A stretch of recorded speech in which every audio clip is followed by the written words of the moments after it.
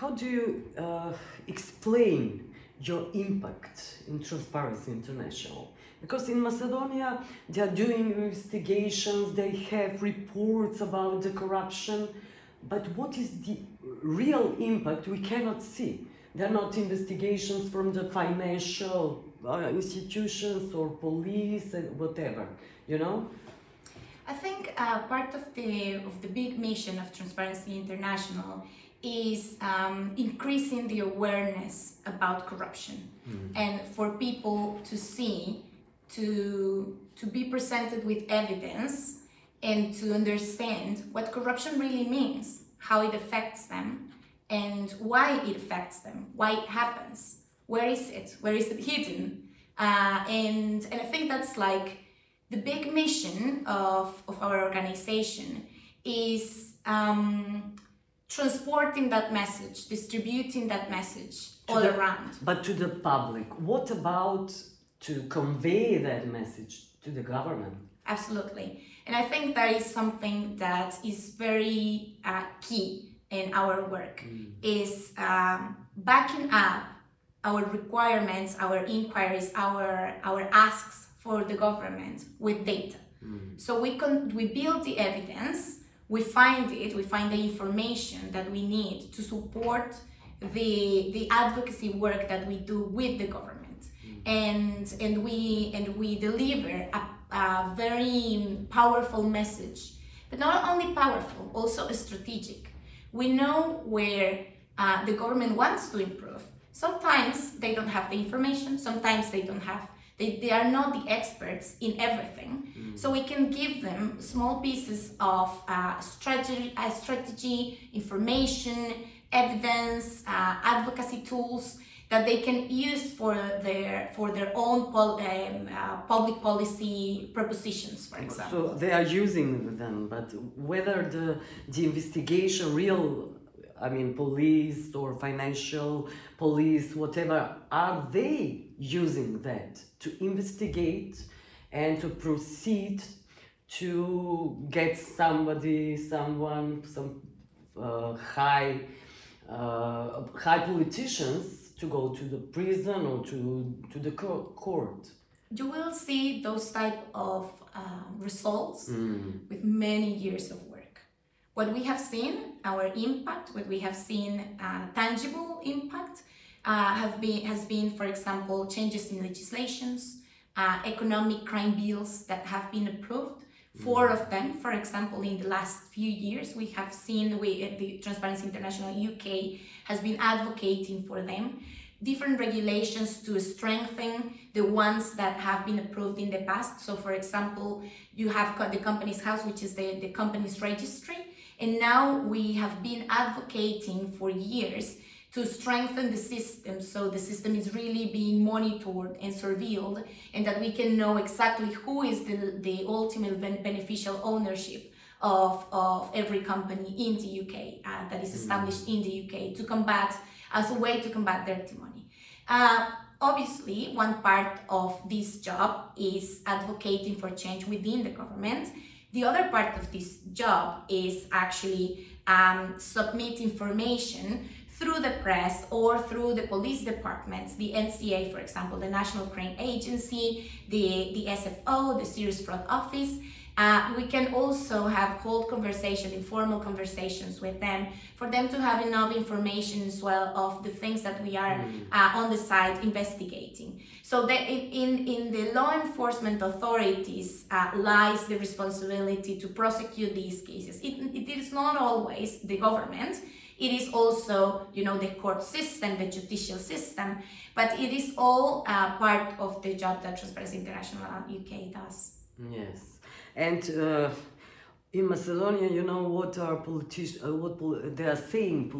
Politicians are saying,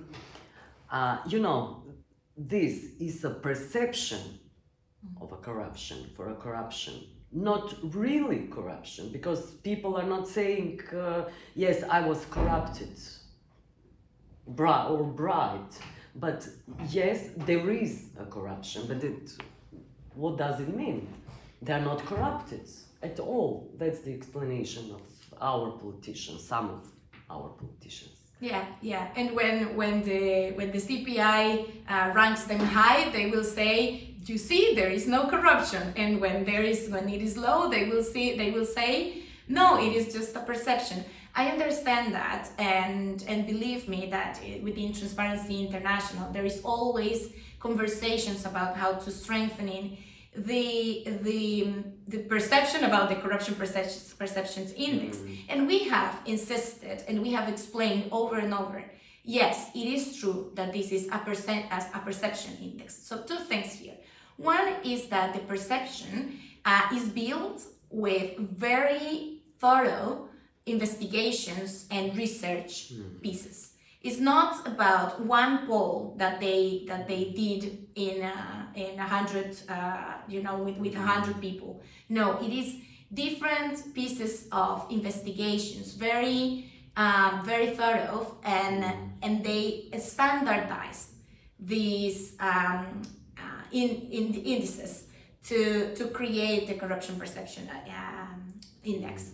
And then on the other side, it is true that this is only, it is academics and high executives talking about what they perceive to be the amount of corruption that they can experience, that they can feel there is in the country. Yes. But it is also true that if you compare the CPI with different other indicators in the world, you will see that they coincide, so that they agree with each other.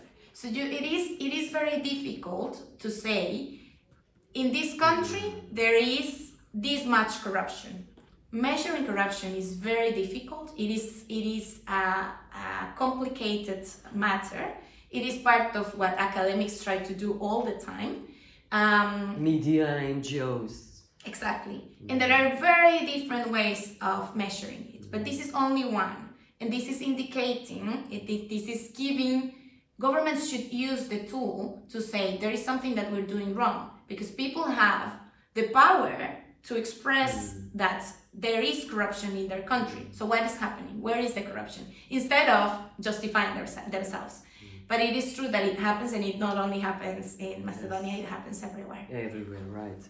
And you know that there is United States, actually State Department's blacklist, and we have a lot of some of the very influential politicians during the decades they're working still, and they are on the blacklist, and they are active in the Macedonian politics without any problem.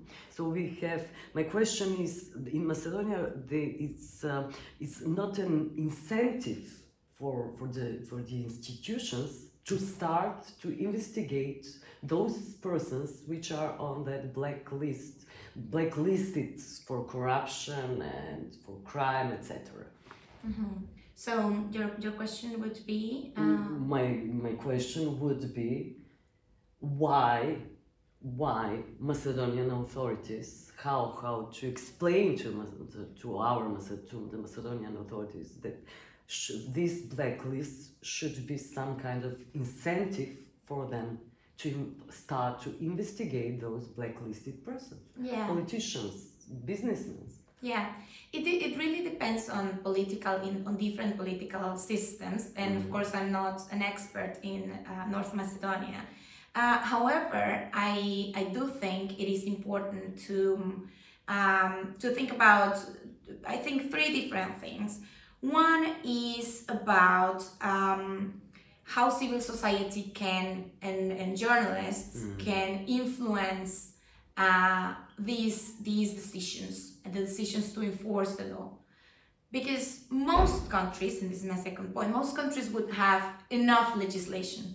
In most countries, you will find that the country has already the legislation that it needs to enforce it. The problem is that it is not being enforced. What is going on between the law, in that space, in that blank space between the law and the law enforcers? Why are they not acting? And I do think that journalism has a brilliant task there to discover what is going on in that gap, right?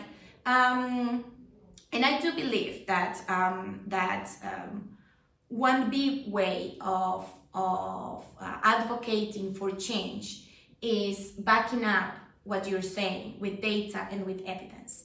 And we found examples in the UK where when we discover or are part of the building of the evidence, and we present it in a certain way to enforcers, to law enforcement, there is change. It is slow, but there is possibilities of change, I think.